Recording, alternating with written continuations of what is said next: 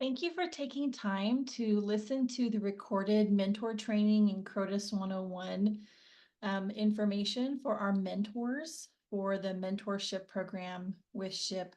This is a virtual mentoring program. Our mentorship program also is offered many times in person at the regional and the chapter level. So we do encourage you to reach out to your regions and your chapter leaders to find out what they have going on with mentorship as well.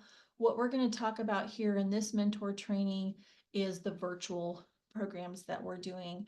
I love this picture here because I think it really shows the heart and soul of mentoring, about helping people and connecting with people. And the beauty of this program is that you are able to connect with people who you might not otherwise meet at the chapter level, at the regional level, but more at the national level. So meeting with people across the country, across all levels of SHIP membership, is a real strength of this program. So a little bit about what we're going to talk about here in the next few minutes. We're going to go over just the general mentorship overview, kind of what to do once you get connected with a mentee, how do you connect with a mentee, some virtual mentoring tips, best practices, and then we're going to take a quick tour from the mentor perspective of our online platform, Chronus. So in the mentorship program, mentorship is the overarching name for this program. There are multiple tracks within mentorship. And so it can be a little bit confusing when you look at all the different names of the mentorship programs, but we're going to talk very generally here about the mentorship programs. Really the mentoring, while the goals might be different in different tracks, is really just about the same, and the tools are the same. These are all one-on-one virtual connections. The timing of the track depends on really you and what your schedule will allow. We typically set up mentoring connections to be 3 months long, but you can make that shorter or longer in Chronus, depending on what you and your mentee have time and want to do. The connections happen in different ways, and I'll show you on the next slide by program how they happen.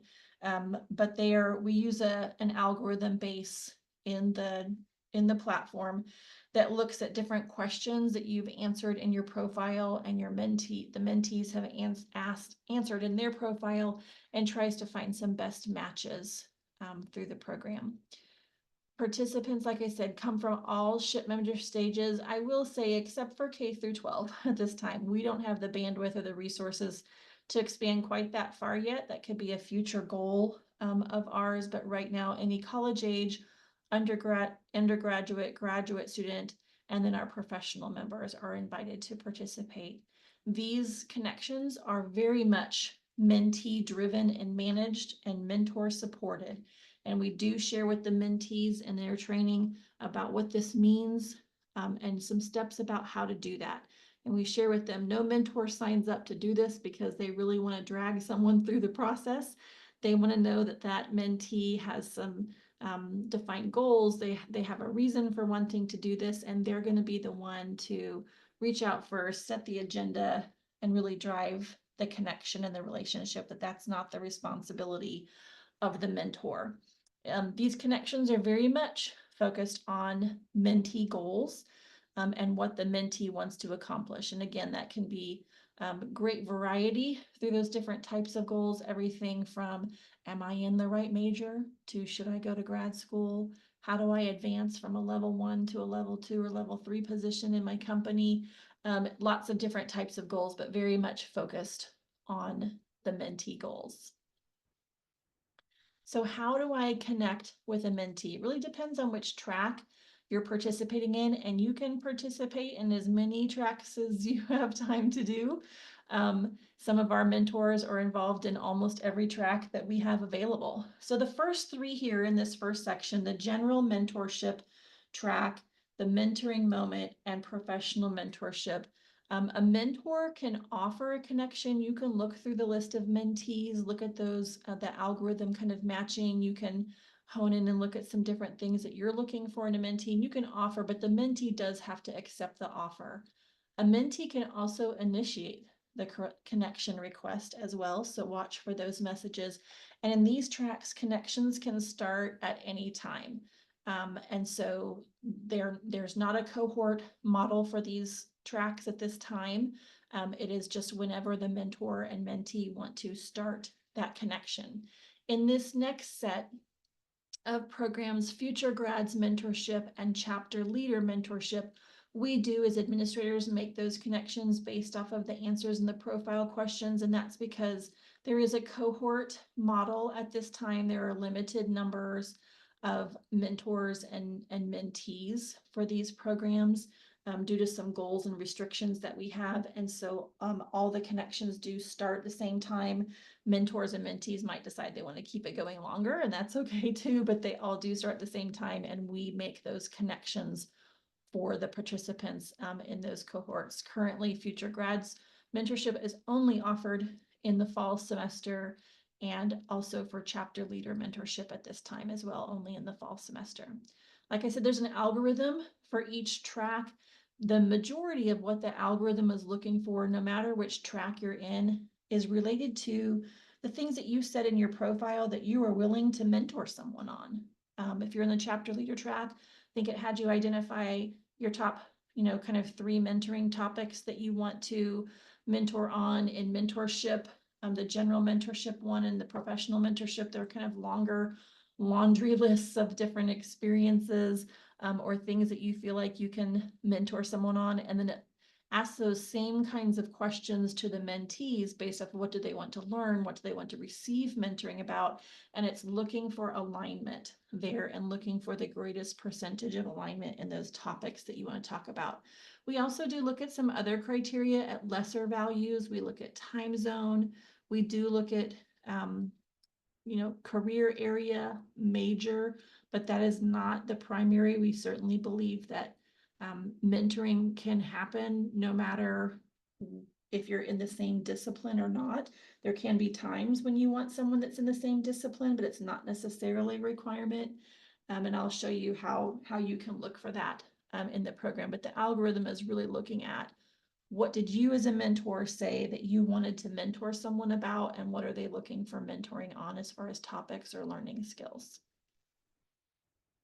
So once you have a mentee, then what do you do? So this first section here, I will say it's not something necessarily official in the connection plan, but something we highly encourage, this concept of a meet and greet phase. And I would say that would happen if you were an in-person connection or a virtual connection. It doesn't really matter, right? You can get connected with someone in a mentoring relationship, and it looks really great on paper. And then you start doing things like comparing schedules to see if you can actually find time to meet on a regular basis, or really honing in on, kind of what are the goals, and just, even some personality and life stage fit and just different things. So this first 2 weeks, you just want to take some time to ensure the connection is the right fit and normalize that process with the mentee too, right? That at any point during this time, or frankly, later in the connection as well, it's always possible to gracefully end a connection if it's not the right fit. It's a normal part of mentoring. It's okay. It's just most important to be open and honest about it. And remembering that just because a connection might not be the right fit right now doesn't mean it's not going to be a great, awesome fit later. So we really encourage the mentees, again, to be open and honest with you about, hey, it's just not feeling for whatever reason like this connection's fitting right now. Can we, I don't know, connect on LinkedIn and stay connected there, but go ahead and end this connection, and maybe we'll have a time later where it will work better for us. But not burning that bridge and leaving that relationship open, but just recognizing that this can be a normal, natural part. And so giving space and time for that. We also want you to take some time to plan for a great connection. We have some tools on the system there for you as mentors. We have a suggested kind of 3-month schedule in a one view kind of PDF format that you can look at in one view. That same schedule is embedded within the connection plan, but it's broken down into weeks and tasks and different things like that. So it's the same thing, it's just a different way to view things. And I think that's a lot of what you'll see when you go into Chronus and some of our on-demand resources. We offer way more than any one person would probably ever digest and look at. but we do that purposefully because we know that people learn in different ways or have different needs. And so we provide lots of resources and content, and you can pick and choose which things work best for you. Know that on the connection plan, which I'll show you when we get into Chronus, you have tasks as a mentor in this as well. Not as many tasks as the mentee, but you do have some tasks in there as well. So take a look at those and kind of look at what your tasks are. As a mentor, be ready to listen first, right? Help the mentee really articulate and focus on their goals for this connection. That's the whole purpose and kind of reason for this. But recognize too that you may have to help coach your mentee on how to make SMART goals and break goals into tasks. They may come into this and say, I want to talk with somebody because I'm kind of lost and I don't know what I should be doing and I need help figuring out my goals. And that may in fact be the goal, to help them identify, a top 2 or 3 SMART goals and help them identify the tasks and timeline for that. I'll also encourage you in that planning for a great connection, kind of part 2, is check your Chronus settings. Make sure that the messages that you're receiving from that platform aren't ending up in your spam folder. Look at your profile, make sure all that looks right. Have you connected your calendar? Maybe you can, maybe you can't. Have you got your notifications set up the right way that you want to make sure that you're getting the messages from that system? So just some virtual mentoring tips. I will say, I think a lot of this, it wouldn't matter if you were doing an in-person mentoring connection or a virtual connection. Both have their strengths and weaknesses. One really important tool that we highly recommend that you do within that first 2 weeks of kind of that meet and greet phase is use that mentoring partnership agreement conversation guide. You'll find that in Chronus and in your connection plan. It's a very short list of questions to talk through. How often are you going to meet? How long are you going to meet when you do meet? Are you going to message each other, text message each other, send each other messages on Chronus, email each other? Like, what's going to work for you? What are your top expectations of the mentee? What are their expectations of you?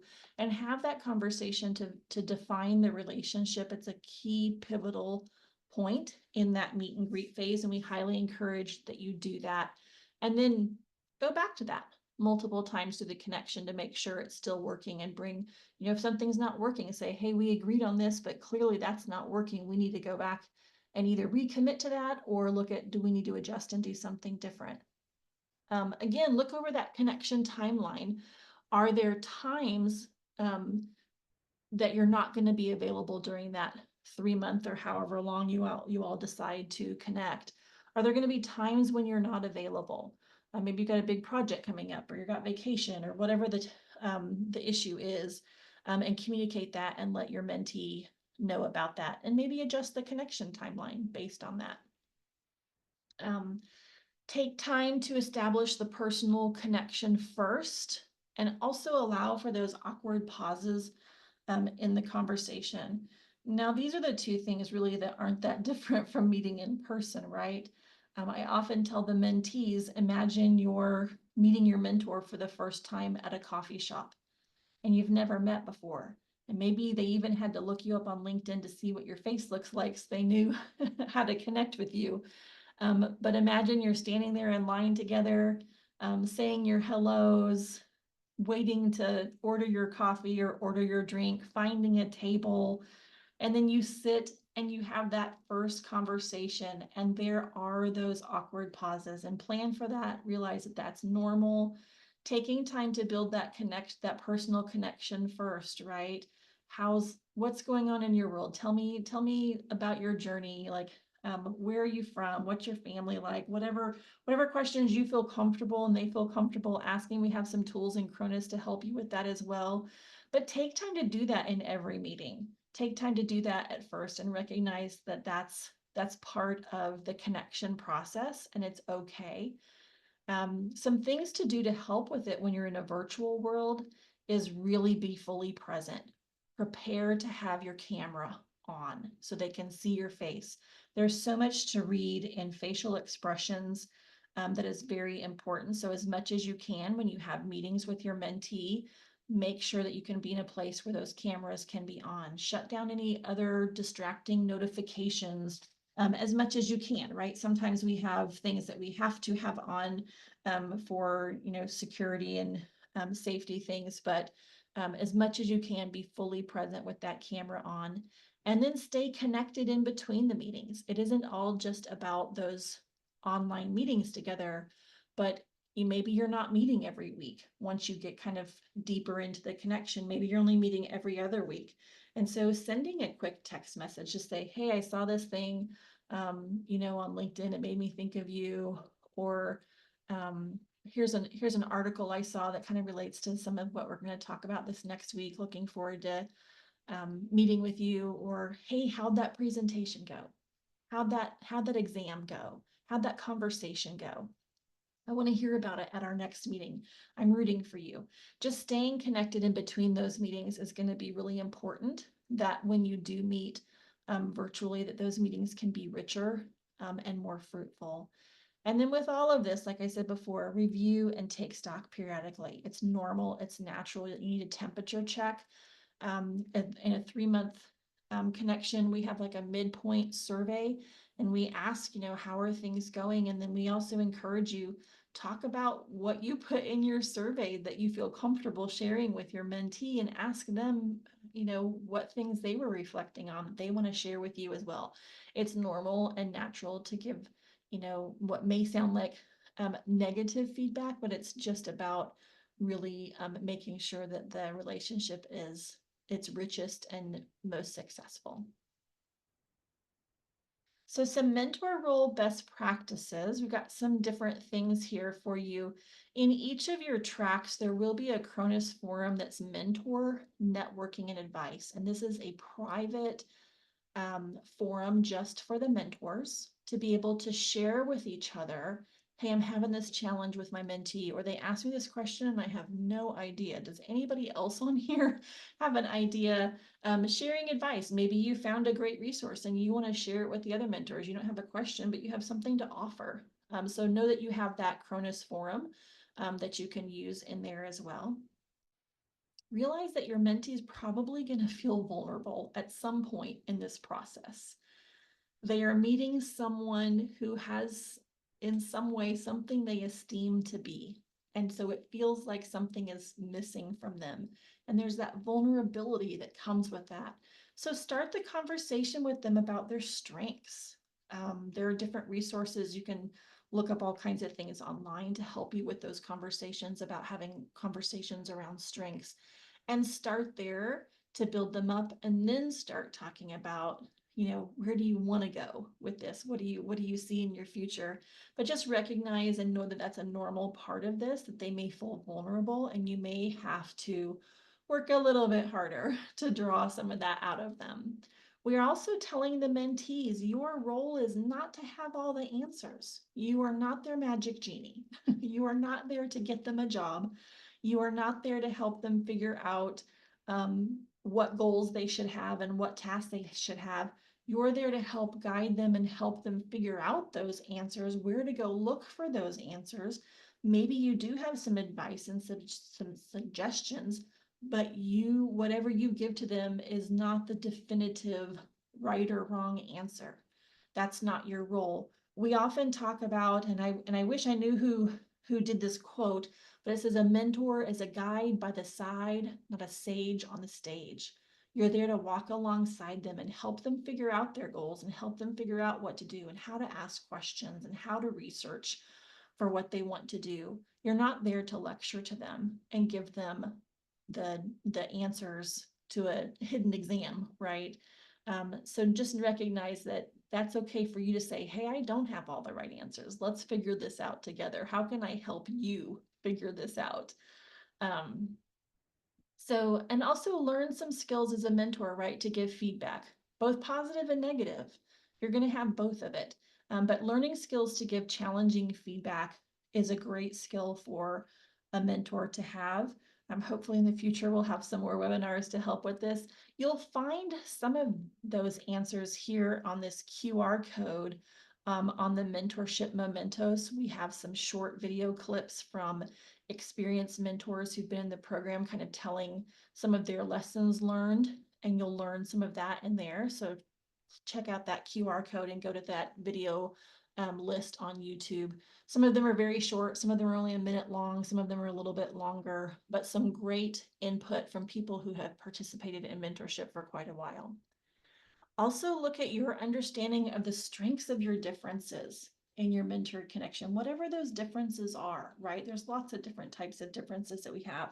I've been reading a book by Lisa Fain and Lois Zachary called Bridging Differences for Better Mentoring.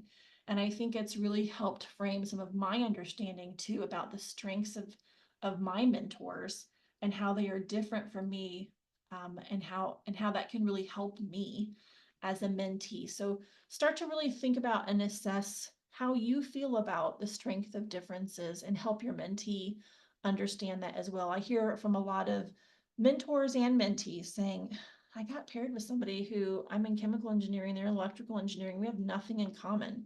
Sure, you do. You just haven't dug deep enough yet. Now, if your mentee is really wanting to, learn more about um, they want to hear your personal stories of electrical engineering, that's different, but that's not the role of a mentor, right? That you can help them connect and find people who are in electrical engineering, but it's about helping them figure out what they want to do and guiding them through that process. That's a different type of mentoring. There is also a little recording here. If you go to this tiny URL, there's a Shift Mentor tool. It's a longer recording that was done by one of our corporate partners, and the whole recording is great. But there's a clip on there from that time frame of 35 to 39:59 I watched that has advice for mentors. That's really good. It's only 4 minutes long, right? So definitely doable. I encourage you to check that out. And then lastly, for now, certainly not the last thing you can do, but the last thing that's on this list is going back to Chronus and going back to the track that you signed up for. On each of those, before you log in, there's like a mentor info page. Look at those do's and don'ts and just refresh yourself on the mentor do's and don'ts. And quite frankly, there's some for the mentees on a mentee info page too, so you can help coach your mentee on some do's and don'ts as well. So let's take a few moments and let's jump into Chronus to show you some tools and some resources here. This web link and the QR code take you to the same space. And it's very easy to remember. It's just ship.chronus.com. And so I want to take you over there. This is my page as a mentor, and I've just gone into the general mentorship track. There are multiple tracks you can see here that I'm involved in as a kind of a test mentor to see what you all experience as mentors. But this is what it will look like when you log in on your home page over here. You've got your navigation bar, your home, your connections. You can browse through different mentees. You can look at any meetings that you have that you've scheduled through Chronus. There's also the community features, those forums that I was telling you about for the mentors, different things that you can do. And then there's resources and help. And again, there's way more resources than you'll probably ever use. But again, we know people learn things differently or need things differently. So we try to offer as much as we can. I want to start with showing you basically how to, this sounds horrible, how to go shopping for a mentee, but how to search for some mentees that you might want to offer connections to. And so you can see in here, I don't think it actually tells you the number, but there are quite a few mentees in here. And you can kind of look for people that you might want to introduce yourself to and offer mentoring to. And so what you can also do in here is look for different elements that you're looking for. Maybe you attended a community college and you want to mentee somebody who's doing that transition too. Or maybe you do want to look at somebody who is in a major or in a discipline like you are, but you can look through all of these different elements of the profile and then apply the filters, and it will shorten that list down for you. You can reach out to the mentee and offer mentoring, again, they have to be the one to accept. I will say, if you're a mentor in here and you just haven't heard from anybody and you are like, I want a mentor, please email me. Please reach out to mentorship@ship.org, or find an appointment time on my calendar, and I can, help guide you through that process. Some of these tracks are dependent on the mentee reaching out. So sometimes I know our mentors can be like, I'm ready to get going. Like, I want to go. So let me know if you need some help with that, but reach out to the mentees, offer your mentoring, and then engage in those forums and different events that we'll have, so you can help network as well. Once you're connected with a mentee, this is where you'll go over here on your mentoring connections. So you can see my kind of test account with Susan and Susan. They're connected in a mentoring connection, and you can see the plan, our meetings, our learning resources, mentor connection details. There have been some updates to Chronus in the last few weeks even, and so some of you who've been in here for a while, this may look a little bit different for you. So you can see the plan here. I've been talking a lot about the connection plan, right? This is the connection plan, these things that are the tasks. And so you can kind of see here, there's 3 areas of the connection plan: getting started, setting goals, working towards goals, wrapping up the relationship. And each of these things have tasks for either the mentor or the mentee. There is another video that's in the resources that shows you how to tailor this, changing the dates, adding new tasks, things like this. Again, this is a very general connection plan that has to meet the needs of lots of people. So we've put kind of a base in there for you, but you and your mentee really need to go and edit this and tailor this to make it work for you. Otherwise, it will feel like Cronus is a big waste of time. And so the more you edit this and tweak it and tailor it and make it work for you, the more you will feel connected to Cronus.